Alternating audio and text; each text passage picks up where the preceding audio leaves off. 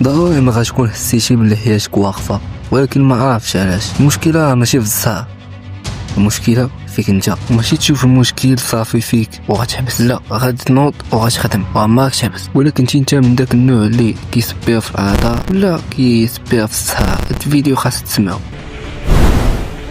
حياتك صديقي ماشي خايبه حيت الصحه ما كاينش معاك، ولكن خايبه حيت انت ما باغيش تبدلها. غادي ندوي معاك بهضره قاصحه ولكن حقيقيه، حيت بنادم اليوم ولا كيعيش في واحد الوهم كبير. كيقول الا جا الوقت المناسب غنبدا، الا تحفزت غندير، الا تبدلت الظروف غننجح. ولكن الحقيقه الوقت المناسب عمره ما غادي يجي. والمشكل الكبير هو انت متعود كتهرب. ماشي تفشل وتعاود، حيت الفشل خاص تتعلم منه، ماشي يفشلك ويحبطك وتبقى واقف. بالعكس خاص تتعلم منه وتبدا ودير طرق جداد، وبهم غتقدر تعاود تفشل وتعاود دير طرق جداد وتقدر تعاود تفشل وتلقى الحل وتنجح وتلقى الطرق اللي غادي تنجح بهم.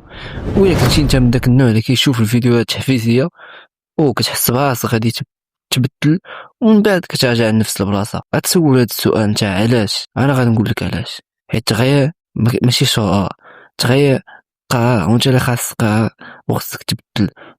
وبالاحساس ديالك الداخل ما كيهمش، يعني الا كنتي كتحس براسك غادي تبدل، ولكن الا كنتي انت طبقتي القرار فباينه غتبدل. كاينين الناس اللي ما عندهم لا امكانيات لا دعم ولكن خدامين على راسهم كل نهار. هادو الشعور ديالهم ماشي هو اللي كيتحكم، ولكن القرارات هما اللي كيخدموا. وانت عندك كل شيء غير الاراده اللي ما كايناش، وحتى كانت الاراده ما كيكونش القرار. يعني القرار هو كل شيء، وهو اللي ضيع عليه اللعبه نتاع النجاح وتوصل.